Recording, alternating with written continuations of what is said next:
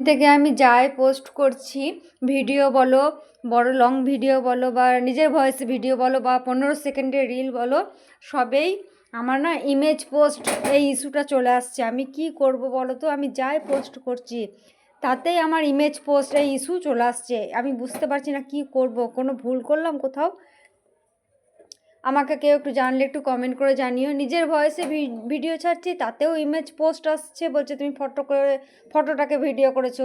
আমি ফটোটাকে কেন ভিডিও করিনি, আমি ভিডিও করেই ভিডিও ছেড়েছি। আর নিজের ভয়েসেও করছি তাতেও চলে আসছে, 15 সেকেন্ডের রিল, 30 সেকেন্ডের রিল, তাতেও আসছে ইমেজ পোস্ট ইস্যু। হ্যাঁ, আমি তো কোনো ডিলিট করিনি কোনো। আমি কী করবো একটু জানলে একটু জানিও। আর এটা আমাদের আজকে দুধ রুটি হবে, দুধটা একটু গরম করতে দিয়েছি। আর এটা আমি খুলতেই পারছি না, রুটিটা দেখাবো তোমাদের।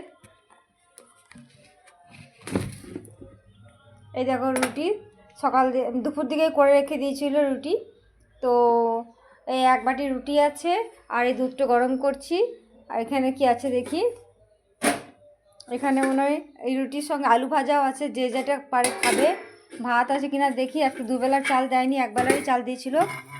ভাতও আছে, তো আমি ভাত খাবো না, আমি রুটি খাবো। কদিন থেকে আমার দুধ রুটি খেতে খুব ভালো লাগছে। মানে আগে না রুটি পছন্দ করতাম না, তারপর দুধ রুটি তো খেতেই পারতাম না, দুধ ভাত বলো দুধ রুটি বলো খেতে পছন্দ হয় না। কিন্তু এখন রিসেন্ট দেখছি দুধ রুটি খেতে খুব মন চাইছে। তো কিছুদিন আগেও একবার খেয়েছিলাম, আবার আজকেও খাবো। দুধটা গরম হয়ে যাক। আর এটা হচ্ছে প্যাকেট দুধ, গরুর দুধ নয়, প্যাকেট দুধগুলো মানে এনেছে, একদম টাটকা গরুর দুধ নয়, গরুর দুধ আনতে যাওয়ার লোক নেই, প্যাকেট দুধ। তো এখানে আমি তো 3টে রুটি নেবো, মাকেও 3.5 4টে এরকম দেবো, মা বসিয়ে নেবে না বললো। তো ওই দেবো, আমার ছেলে 4টে রুটি খাবে। তো চলো খাওয়া দাওয়া শুরু করি, আর তোমরা একটু জানিও